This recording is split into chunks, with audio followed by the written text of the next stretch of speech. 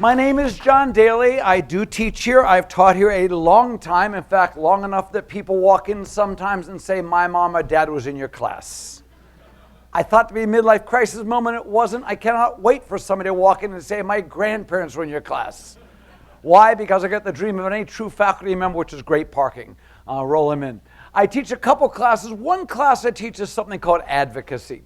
It's about how you successfully sell ideas. The other class I teach sometimes is called Leadership Challenges.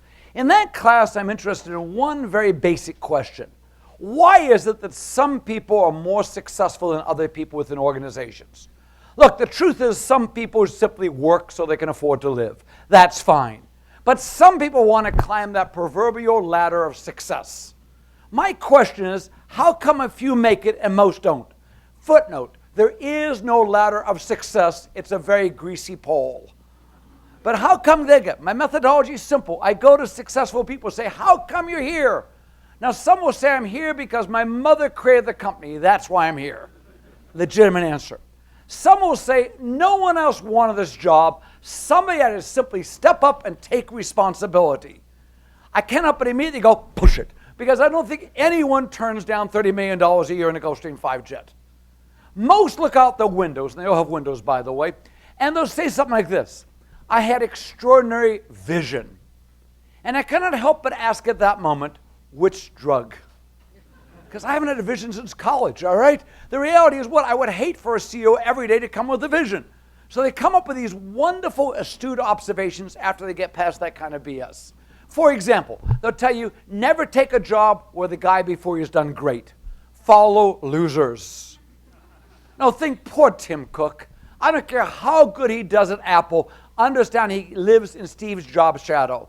Jeff Emmert's run General Electric for what, 8 years now? Ask most people run GE, Jack Welch still comes to mind. One of the most interesting ones that's important for both what I teach as well as the advocacy concept is this. Never negotiate with yourself.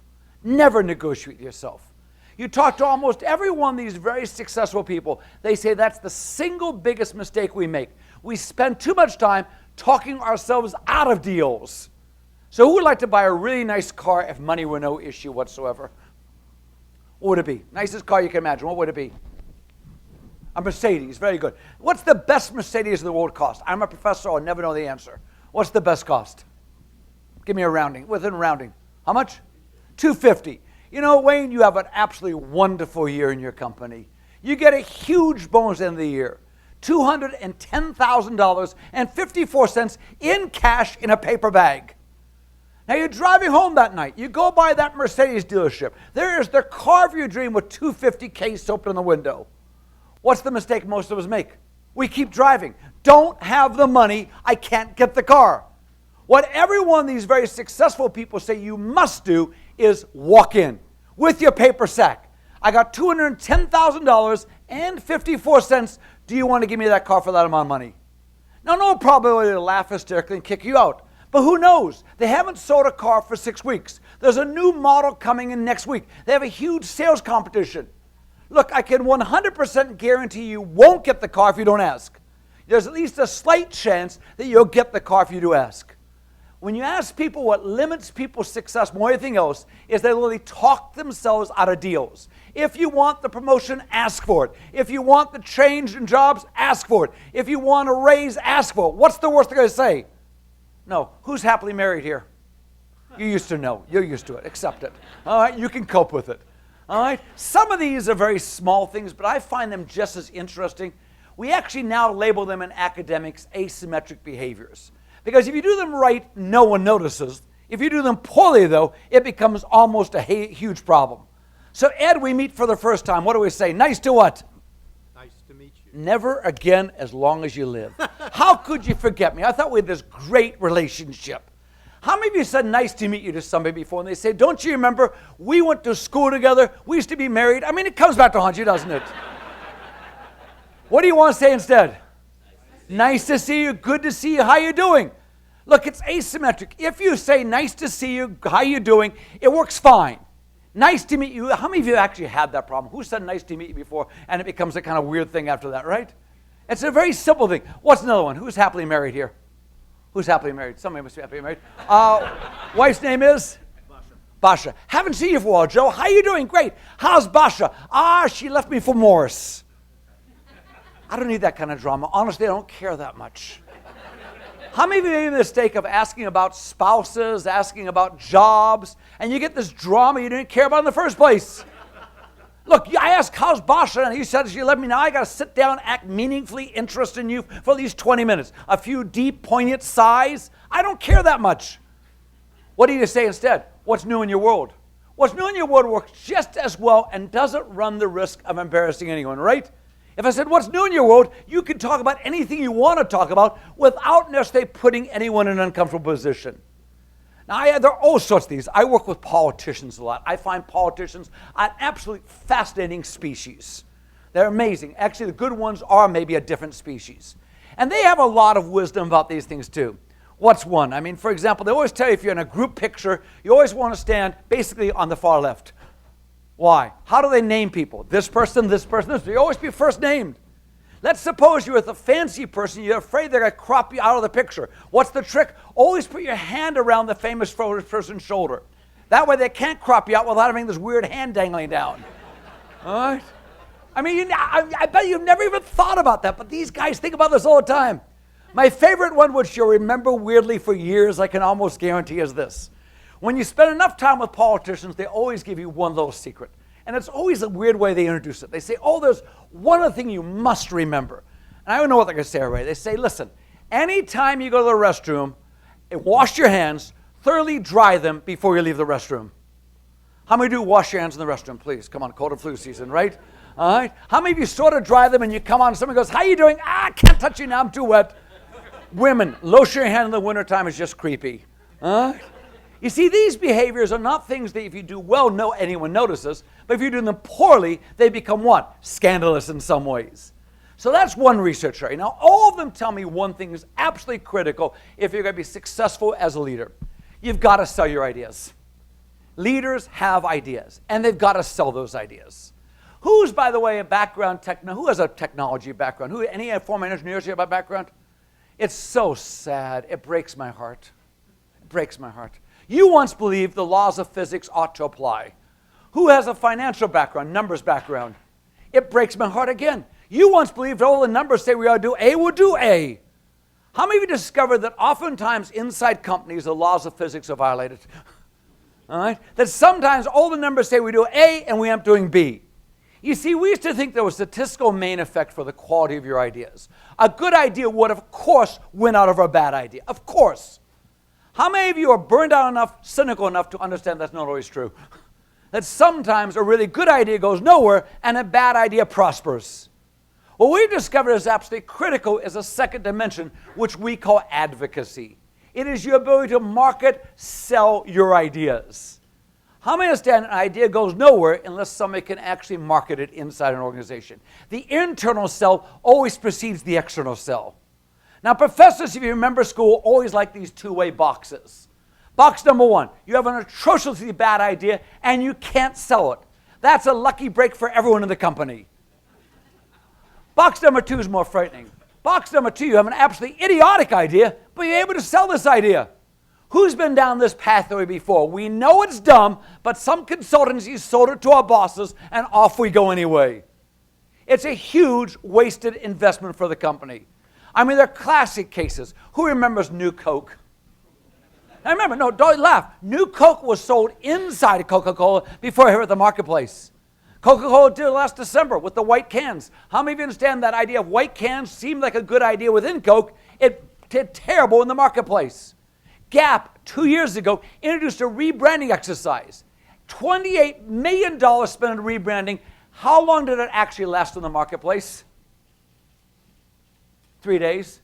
In other words, some ideas are bad, but they're well sold. Now, I've been assured by your host today, Jim Nolan, that not one of you have any bad ideas.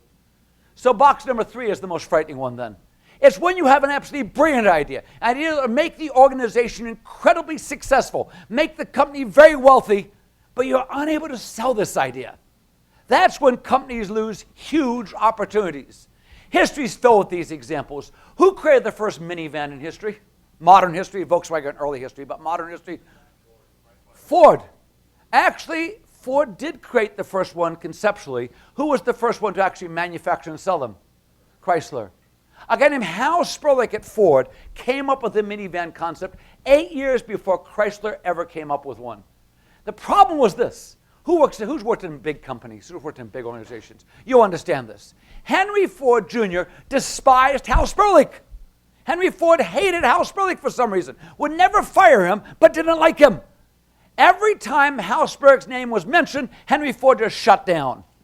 Hal Sperlich came up with this idea of the minivan, started talking about it. Ford at one point said, whose idea is it? It's Hal's. We're not going to do it. How many understand affinity predisposes people to adopt your ideas? What's another case example? Probably the prototypical example you've heard before, I suspect. Who created the first workable computer mouse? Ethernet. Who created the first what you see, what you get screen, bitmap screening, icons on the screen? Who created every one of those innovations? Xerox, very good.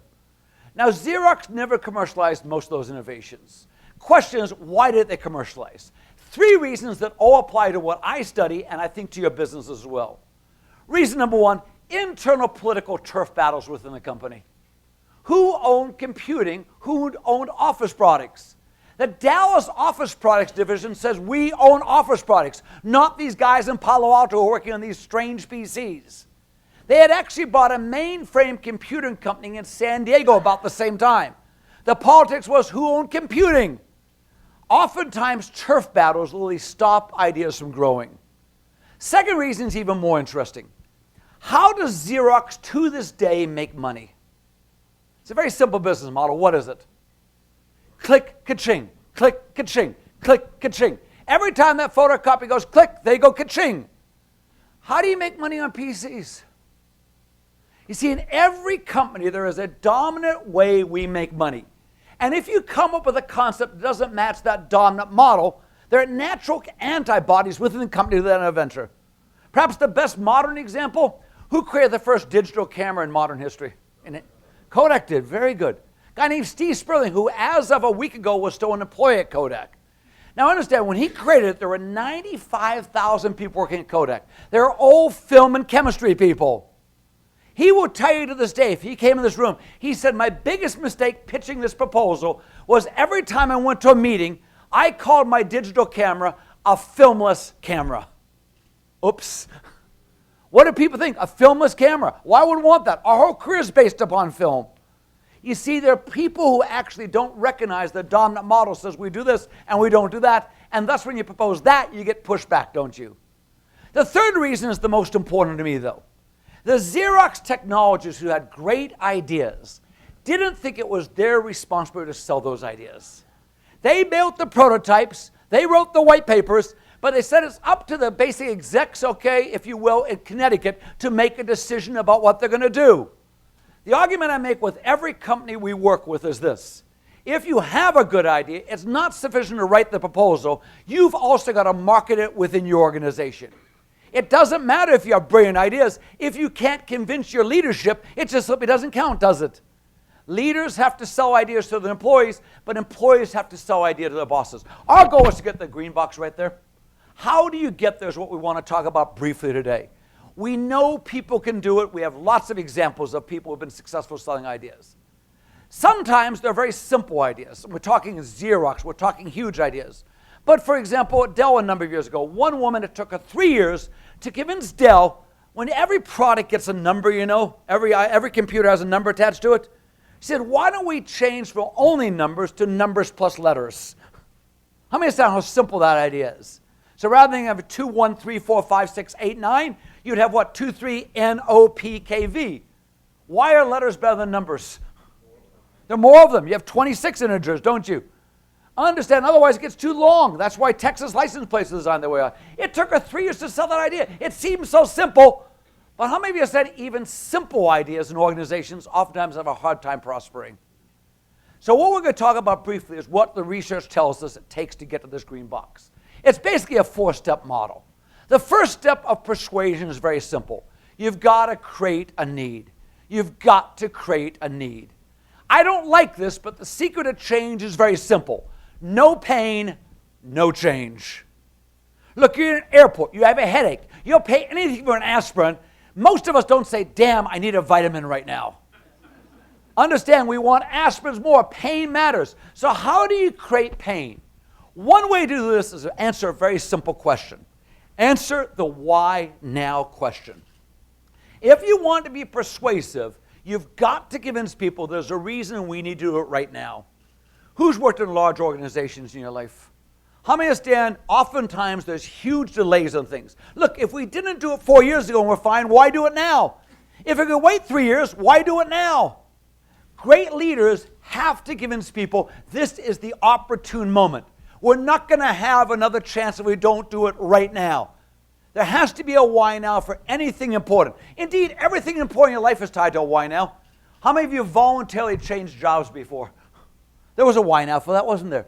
It could have been you're leaving for something or because of something. You could have left a year before, you could have stayed another year.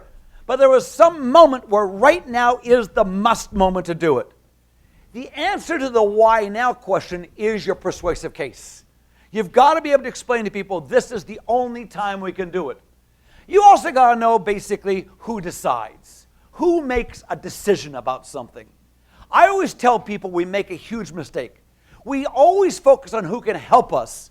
We forget about those people who can hurt us. How many of you have enough wisdom about organization to understand very few people can say yes, but many people can say no? So you don't simply want to say who can improve this idea, but who can slow it down. In the energy business, for example, how many of you understand one warehouse guy at a job site can't necessarily help you, but he can sure not find things if he doesn't want to find these things? Lawyers can help you find a solution to your problem, or simply what? Make it so painful you're never going to do it. You got to think not only who can help me do something, but who can stop me from doing this. And you've also got to be credible. Credibility matters.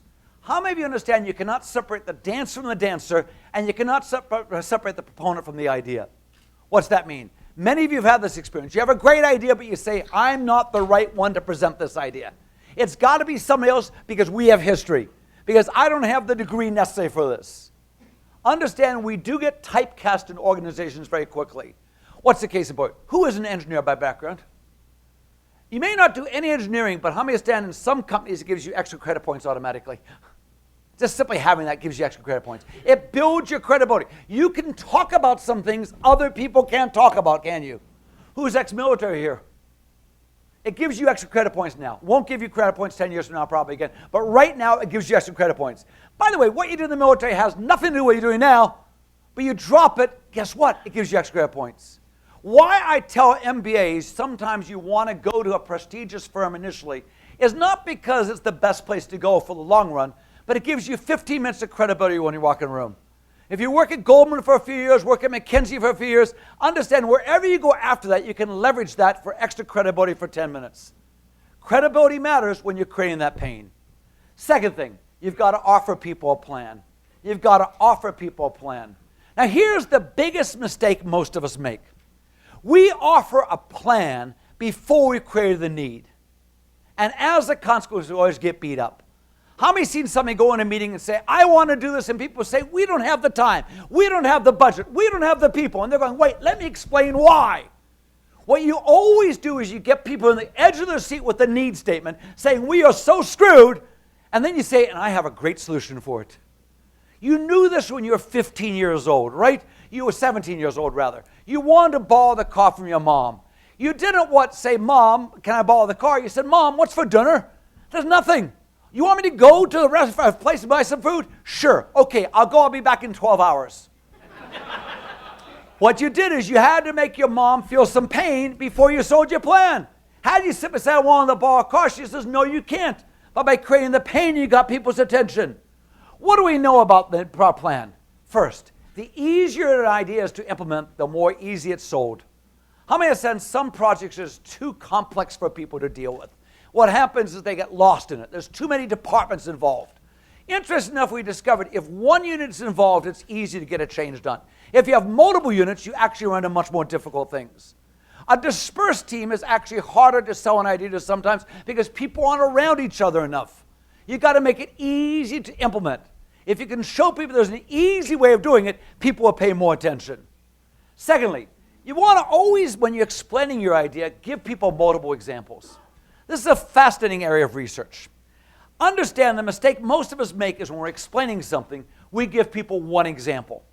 And what do? They confound the example with what you're talking about.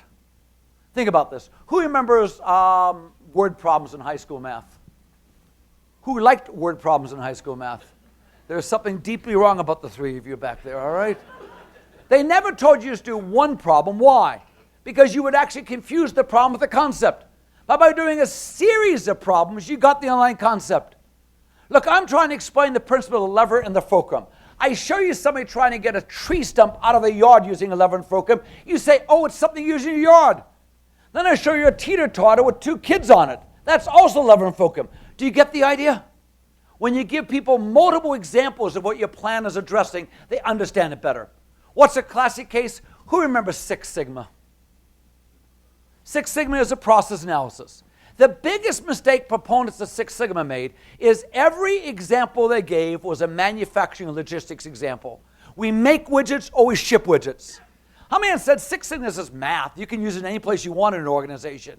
But you bring it into your organization and say, I want to use it in the sales operations. They say, no, it's a manufacturing thing.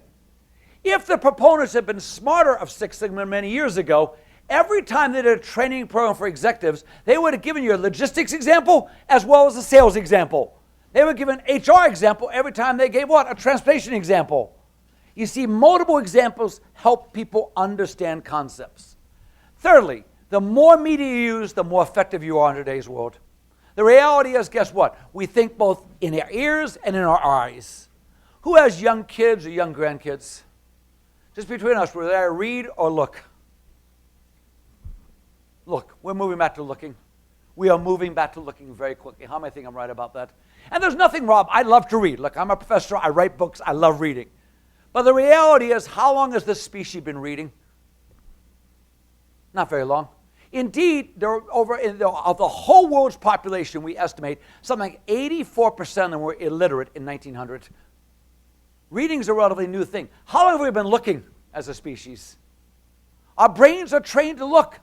Who has an iPad? Actually, your kids own your iPad. You think you own it, all right? You give a kid, how many said something like 90% of the apps for kids have no words on them and the kids figure it out already? You see, we're naturally visual. So we're going to have to find the reality of everything is going to have to become more visual in the future. How many think I'm right about that? Because why? The more media you use, the greater the fidelity of your message. If I'm simply talking, that's one thing. Having a visual up there helps you understand it a different way, doesn't it? We like visuals over a period of time. That's what technology is actually allowing us to do. Now, once you've got a plan down, you've got to show people there are going to be benefits. You've got to show people there are going to be benefits. Here's a question. What kind of benefits do people like most? Short-term benefits or long-term benefits? We love short-term benefits. I'll give you $50 today or $100 6 months from now. Give me the 50 now, John. I don't know if I'll see you in 6 months from now, right? That is why many of us have too much weight on our bodies, all right? Because there's a long-term benefit in losing weight, but there's a short-term benefit in eating that lemon meringue pie. And what happens? We always go for the short rather than the long. So what you've got to do is got to give people real immediate benefits they see. What's an example? Let's analyze what we've done so far in a political case. The politics are irrelevant. You can like the issue or not like the issue, but you can analyze what we've done so far in terms of politics. Who enjoys politics as a spectator sport? All right? How many of you understand Obama did a horrible job selling his health care program? Just horrible. He will even tell you he did horrible. Why? He didn't pay attention to his model. What happened? Number one, go back to the first step. He didn't create a need first. Among the donor class, the voting people, all right, no one felt a need. How many of you have reasonably good insurance right now? How most of you do? I'm just saying, you go to a doctor, you complain about a $35 copay. That's what you complain about, right? So you saw no need. If Obama had been thinking about this, what would we have done instead? He would have spent the first 100 days convincing people there was a need. With little factoids, for example. What's one, for example? Interesting statistic. If you're a middle-class family, the almost guaranteed route to bankruptcy is to have your child get cancer and live through it. Because there are caps on insurance. How many understand there are caps on insurance? Once you used up your cap problem, you couldn't have more insurance. How many of you understand in many companies people were trapped in jobs not because they wanted to be there, but because of what?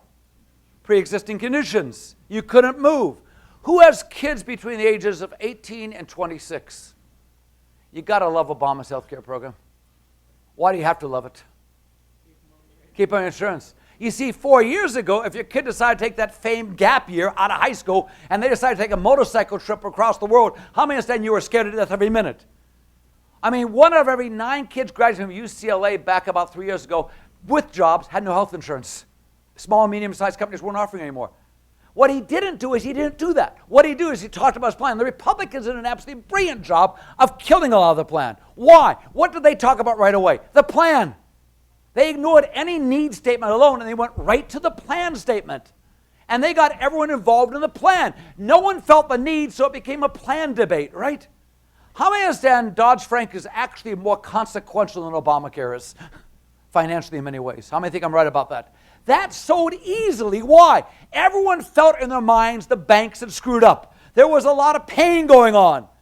Now, actually, it was all perceived, not real, but there was perceived a lot of pain. There was no pain in healthcare issues. So what happens, Obama made a mistake. And the Republicans were just brilliant at how they handled this, okay? So who remembers the term death panels? What a wonderful label. Any of you actually know what death panels are? Hospice care.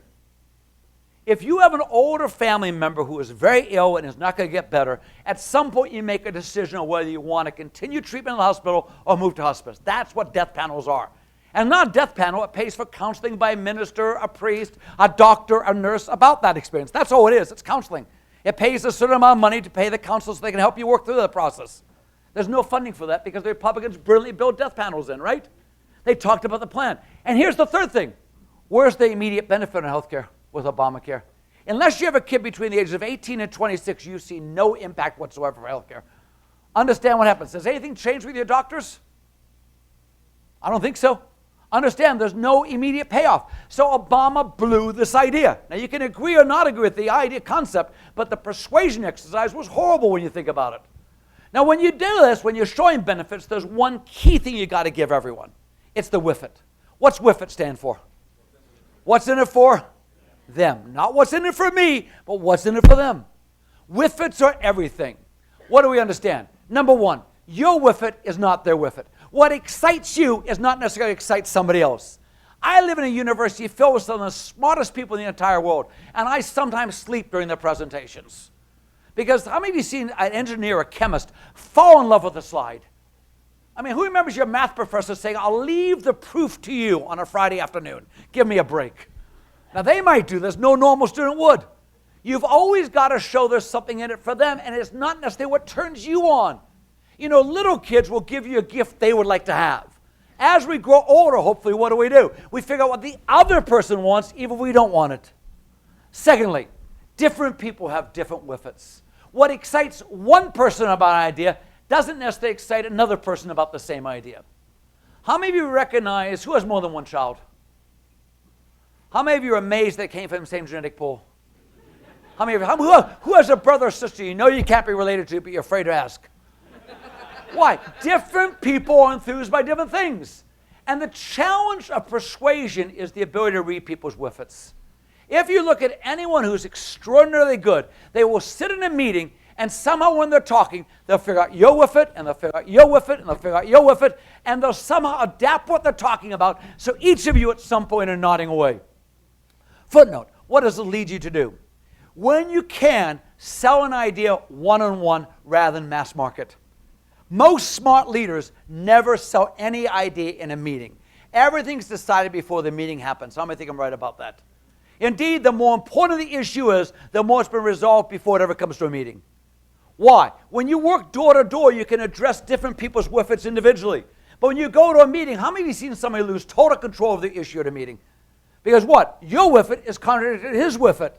But if I talk one-on-one, it's easier to adapt, isn't it? And footnote, people are far more willing to change their opinion one-on-one than they are in public. So if you say, John, I don't like your idea in public, you're going to have to stick with it. If we're sitting on one-on-one at a coffee shop talking, you say, John, I'm not sure I like it, I can actually persuade you to say, well, okay, I can go along with that. You're willing to switch one-on-one that you're not going to do in meetings. Third thing, you got to answer the so what question. You got to answer the so what question. Exxon had an advertising campaign a few months ago at their gas stations. Basically, the billboard said the following. If every American had properly inflated tires, America would save 700,000 gallons of gasoline in 1 year's time. Who cares? Does that motivate you to do anything different? How many of you immediately said, I better check my tire inflation? Because why? There was no so what. What they need to do is give us an individual so what, a whiff it for ourselves. Politicians understand this. A politician never says, vote for me, I'll reduce taxes. The really good ones say, vote for me, I'll reduce taxes so you'll be able to buy that vacation home you've always wanted. Vote for me, I'll reduce taxes so you'll be able to retire. Vote for me because I'll reduce taxes, so guess what? Your kids will be able to go to the college they want to go to. Anytime you try to persuade somebody, you've got to make them see the so what of what they're doing. Simply saying, vote for me, simply saying inflated tires doesn't give me the so what. You've got to essentially bring home the point if you want to get people's attention. Finally, consistency matters when you're talking about benefits. Who's old enough to remember Miller Brewing introducing Miller Lite beer? And you remember the first advertising campaign? Well, by the way, what is Miller Lite beer? It's diet beer. It's low-cal beer. It's designed to give you a swart figure. Clearly, I don't drink much Miller Lite beer. What was the problem? They were trying to market to people like me who don't care that much about a swart figure. What was their first marketing campaign? Maybe you know what it was? Tastes great. Who did they use in that campaign to say those statements? Famous Dick Buckus, Roger Greer, John Madden, okay? Why did they use athletes? They were using this consistency notion. If the athlete likes it, and I like the athlete, how should I feel about light beer if they like light beer? Great. That is the whole principle of endorsements. One of every 8 ads you see on TV, on billboards, and newspapers is an endorsement ad. Tiger Woods hit a milestone 3 years ago last October. Had nothing to do with sex. What was the milestone? First billion, no, that came out much earlier. All right. He became the first billion-dollar athlete in the world. Over $800 million is actually endorsement money. Nike has given him close to $500 million in it by themselves. Who remembers LeBron James in high school, the day he graduated from high school, what check, how much was the check Nike gave him? $100 million. Now, Nike doesn't lose money. Notice that. But they understand it works. If the athlete likes this, I like the athlete, I should like what the athlete's marketing, right? Who's been to Japan? One every 4 billboard ads is an endorsement ad. Every American actor who has any quality ends up making the biggest amount of money in Japan. Harrison Ford was paid $12 million to do 1 billboard in Japan a number of years ago. He won't do one in the United States, but guess what? Japanese love actors, and guess what? If he likes this drink, who remembers that Bill Murray movie? It was based upon Harrison Ford going over there. Because what? A huge amount of money just to hold a drink for 1 minute. Now, Nike, these companies are not dumb. They understand we want consistency in our beliefs. If these actors like this, I like the actors, how should I feel? So in companies, how many understand CEOs' names are dropped 1,000 times a day? The boss wants it. The CEO wants this. If we like the CEO, admire the CEO, we should do what the CEO supposedly wants. How do we make this work practically, though? That's kind of obvious, and dropping names is a little bit suspect. Here's what we discovered. In every company, there are certain words we call God terms. God terms are words everyone in the company must bow to and worship, whether they be stupid or smart. How many know, who remembers when quality was a God term? Customer focus was a God term. What are some God terms right now floating around? Digital. Sustainability. Transparency. What's another one? What? Mobile. Green. What's another one? Any other ones? What? Cloud.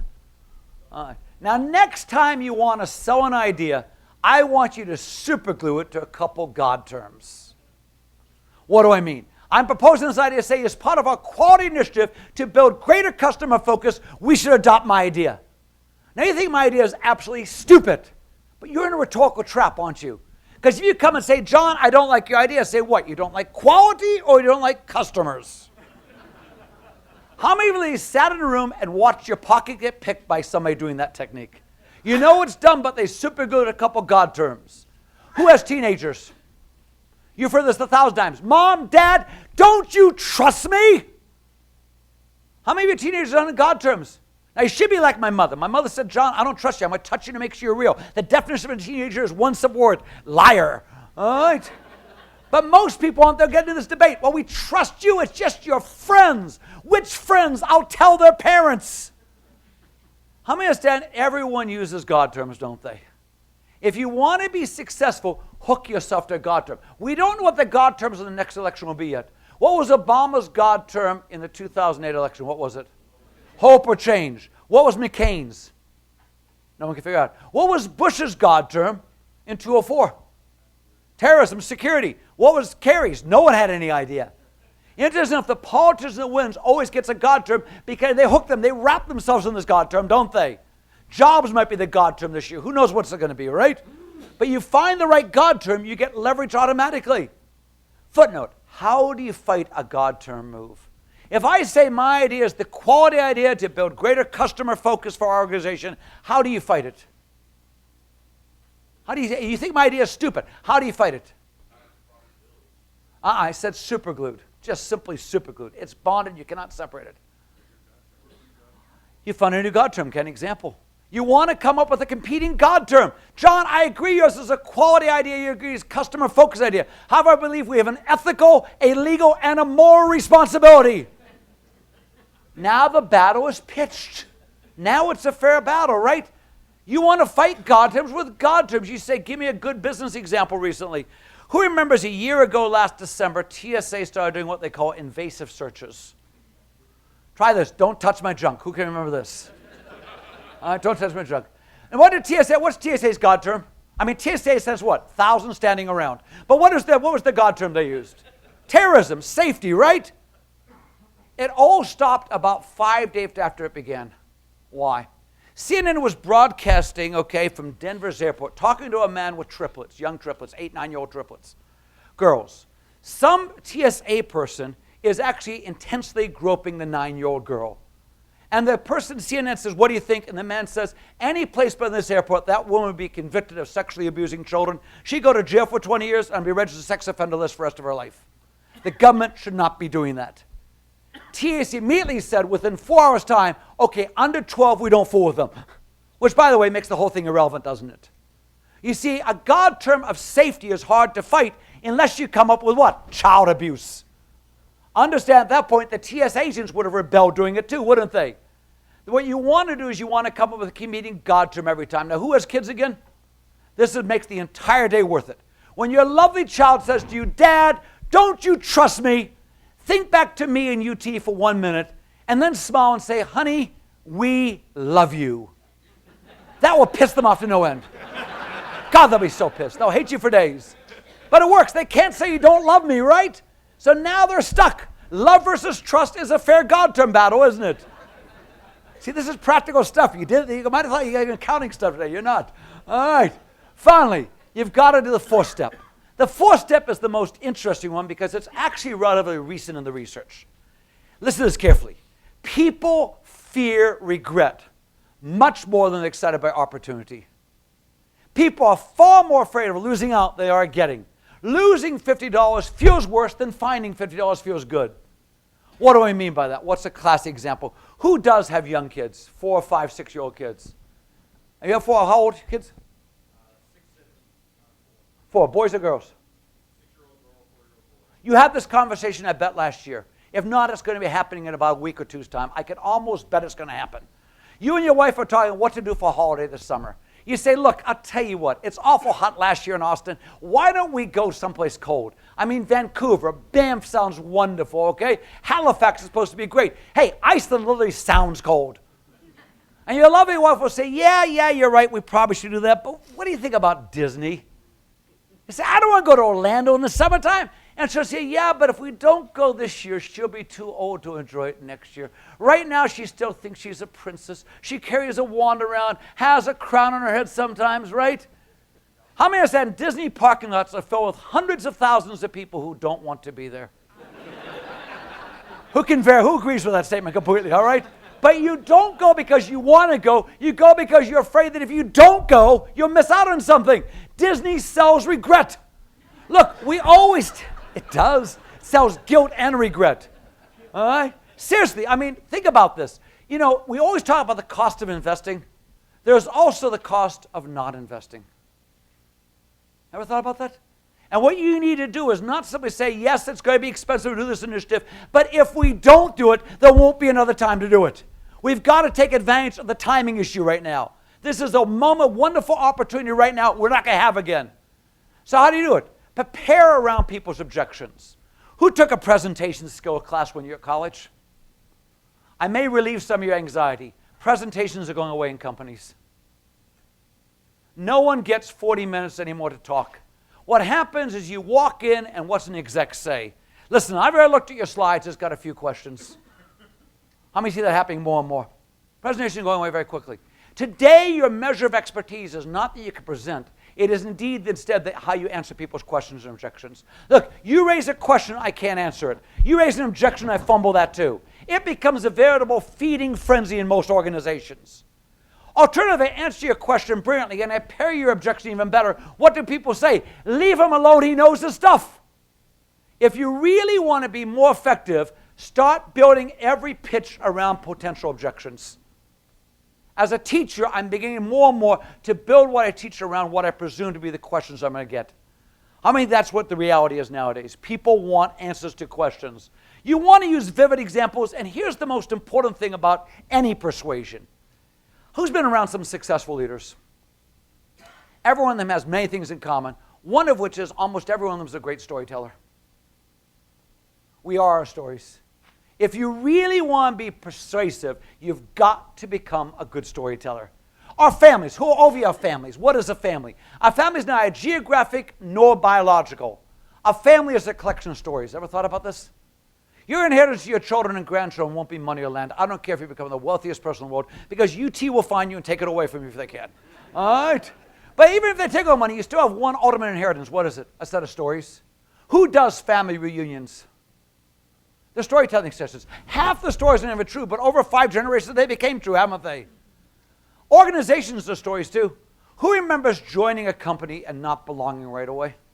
Why do you belong? Because you didn't know the stories. You go from Morgan Stanley, JP, Chase Morgan. Guess what? You don't belong initially. Everyone goes out to lunch one day and says, do you remember this happened? Ha, ha, ha. And you go, he, he, he. All right? Who's been in a merged or acquired company? Understand what happens. You're not one company, you have a complete set of stories that match that company, right? As long as they're legacy stories from one legacy to another, guess what? It's actually 2 companies rather than one. Stories work. I want every one of you to become a better storyteller because that makes a difference. Now, somebody always says, John, I agree, but how do I become a better storyteller? Let me give you 4 or 5 ways to find stories in the future. Number 1, force yourself to say, for example, more often. Anytime you say, for example, what does it force you to do? Come up with a story. Number 2, think of any values you have. Any value you deeply hold, I can guarantee there's a story behind. Who has to be honest? Who's an honest person? Either A, you're honest because you're a pathological liar in high school, or B, it's because you once saw honesty or dishonesty happen in real life. There's the story. Who works in a safety environment, an environment where safety is really important? How many understand? If you really believe in safety, you've seen someone hurt. I hate to say that, but you have. There's your story right there, right? You think of when you learned why this value was really important. There's a story behind it. You say, I got no values. What do I do then? Think how your views of things have changed. Think how your views of things have changed. When your views have changed about something that's changed, guess what? There's a story there every time.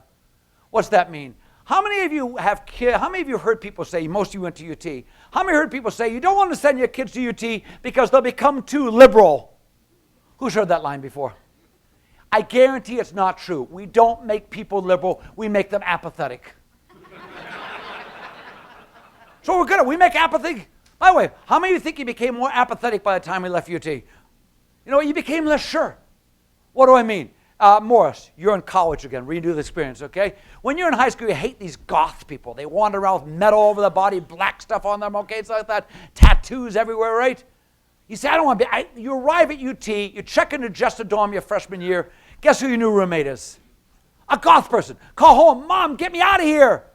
No place else in the rooms. You got to stay there for a semester at least. Now, in the one moment of reflection you get in your freshman year, it's October 14th, I believe, in the morning, one Saturday morning. You're half hungover in your bed, your roommate's sleeping above, and you think for a moment about, wow, that's interesting. You know, he failed with chemistry, I'm failing chemistry. We never failed anything before. His girlfriend texted him last night to break up with him. Yours did it 2 weeks ago. Both of your mothers are going through college much more intense than they should with you. Your mom called you up last night and said, are you eating right? Yes, Mom, I'm getting the fork in my mouth. All right? You know what happens? You begin to think he's more in common than you ever thought he did. Now, it's November, Thanksgiving. You're at home again. You're driving someplace. Some goth person is on the street. Your dad makes some snide comment, and you go, Dad, give the kid a break. He can be completely normal just because he dresses that way. Your dad says, oh my God, Morse has become liberal. You've not become liberal. You're not dressing in goth. How many think that's probably the best thing college did for you in some ways was make you less sure? Isn't that interesting? How many recognize I just told you a story? I just told you a story. So anytime if you have anything changes, there's a story behind. Now you say, I really can't tell stories. The last refuge is factoids. Little interesting factoids told well have the same impact as great stories. If you can't tell a story, start collecting little factoids about anything you're interested and connect those factoids to what other people would be interested in.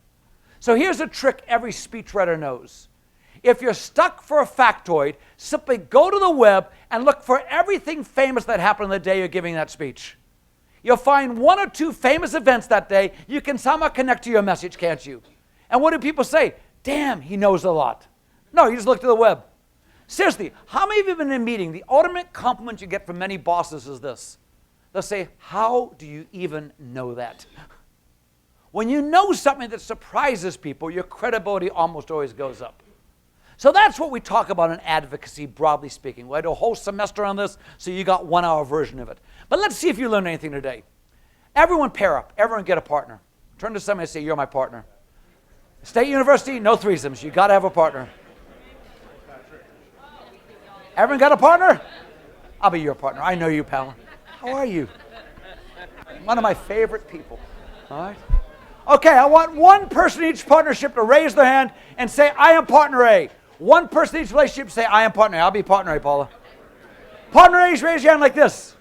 Partner A's, make a tight fist like this with your hand. Partner A's, take the tight fist and put it close to the face of partner B. Dream come true in a few cases. Keep the fist up there. Partner B, your job, get partner A's fist open as fast as you can. Get my fist open. Get it open. Get it open. Stop. Release. Free her. Let her go. How many of you turned to your partners and said, would you please open your fists? You need summer school. The first time I let you use your advocacy skills, what did most of you do? Go to violence and force. But what happened when you tried to force the fist open? It became what? Tighter. Make my day. Try it again. Why not ask first? You can always torture later on, can't you? Now, I did this years ago in Washington, D.C. with a very high-fluent group of people. One guy named Ron Brown, Secretary of Commerce at that point in time. I know him another part of my life for years. He was a really smart guy. He was really a lawyer by background, but really a marketing guy. When we did this exercise, he didn't force the fist open, nor did he beg to get the fist open. Instead, I thought what he did was brilliant. He turned to his partner and said, what would it take for you to want to open that fist for me? Rather than forcing, rather than begging, why don't we try seduction? No, not that kind of seduction. You've been out of town too long. Seriously, who's had a great boss or a great teacher before? How many understand they have a magical way of making you want to please them? Charisma is people wanting to please you. If you have charisma, people want to please you. That's what charisma really is, bottom line. So from now on, anytime you want to influence anyone, do me a favor. Don't think about how we force it or how we beg them to do it. Think about what it would take for them to actually want to do what you need them to do. It will force you to conceptualize the entire process differently, won't you? How do you get your kids to want to be safe, not catch them being unsafe? How do you get the customer to want to do business with you, not have to do it or guilted into it? It's a very simple model. Okay, Jim has given me the hook. Thank you so much. A great time.